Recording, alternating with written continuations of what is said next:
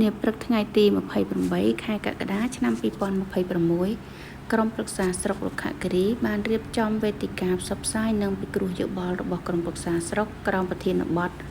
រួមគ្នាពង្រឹងការអនុវត្តគោលនយោបាយភូមិឃុំសង្កាត់មានសុវត្ថិភាពវេទិកានេះត្រូវបានរៀបចំឡើងនៅវត្តប្រឡាយ18ស្ថិតនៅក្នុងភូមិប្រឡាយ18ឃុំស្ដុកពវឹកស្រុករុក្ខគិរីខេត្តបាត់ដំបងក្រមអធិបតីភាពលោកយ៉ាងសរមប្រធានក្រុមប្រឹក្សាស្រុករុក្ខគិរីនិងលោកស្រីប៊ុនប៊ុនឡែនអភិបាលនៃគណៈអភិបាលស្រុករុក្ខគិរីដែលមានការចូលរួមពីសមាជិកក្រុមប្រឹក្សាស្រុកគណៈអភិបាលស្រុកតំណាងកាល័យពាក់ព័ន្ធអាជ្ញាធរមូលដ្ឋានកងកម្លាំងមានសមត្ថកិច្ចនិងប្រជាពលរដ្ឋយ៉ាងច្រើនកុះករវេទិកានេះត្រូវបានរៀបចំឡើងក្នុងគោលបំណងផ្សព្វផ្សាយនិងពង្រឹងការអនុវត្តគោលនយោបាយភូមិឃុំសង្កាត់មានសុវត្ថិភាព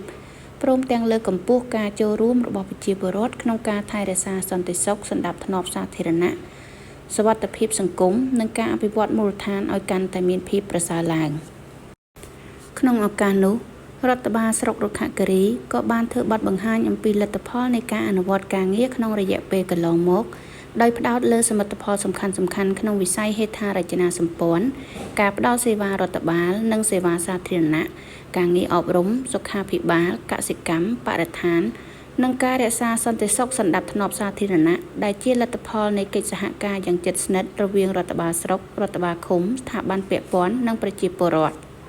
វេទិកានេះក៏ជាយន្តការដ៏មានសារៈសំខាន់មួយក្នុងការលើកកម្ពស់ការចូលរួមរបស់ប្រជាពលរដ្ឋស្របតាមគោលការណ៍លទ្ធិប្រជាធិបតេយ្យនៅថ្នាក់ក្រោមជាតិ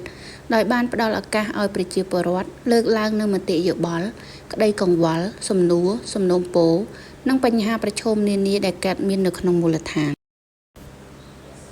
រាល់មតិយោបល់និងសំណើទាំងនោះត្រូវបានថ្នាក់ដឹកនាំនិងអង្គភាពពាក់ព័ន្ធធ្វើការបំភ្លឺឆ្លើយតបនិងទទួលយកដើម្បីដោះស្រាយនិងកែលម្អការផ្ដល់សេវាព្រមទាំងលើកកម្ពស់ប្រសិទ្ធភាពនៃការគ្រប់គ្រងរដ្ឋបាលមូលដ្ឋានជាមួយគ្នានេះថ្នាក់ដឹកនាំស្រុកបានអំពាវនាវដល់អាជ្ញាធរគ្រប់លំដាប់ថ្នាក់កងកម្លាំងប្រដាប់អាវុធស្ថាប័នពាក់ព័ន្ធនិងប្រជាពលរដ្ឋបន្តពង្រឹងសាមគ្គីភាពនិងកិច្ចសហការក្នុងការអនុវត្តគោលនយោបាយភូមិឃុំសង្កាត់មានសុវត្ថិភាពដោយរួមគ្នាបង្ការនិងទប់ស្កាត់បទល្មើសគ្រប់ប្រភេទការប្រើប្រាស់និងជួញដូរគ្រឿងញៀនល្បែងស៊ីសងខុសច្បាប់អំពើហិង្សានិងបញ្ហាសង្គមផ្សេងៗសម្ដៅធានាបាននូវបរិយាកាសរស់នៅប្រកបដោយសុខសន្តិភាពស្ថិរភាពសន្តិសុខនិងការអភិវឌ្ឍប្រកបដោយចីរភាពការរៀបចំវេទិកាផ្សព្វផ្សាយនិងពិគ្រោះយោបល់ក្រុមប្រឹក្សាស្រុក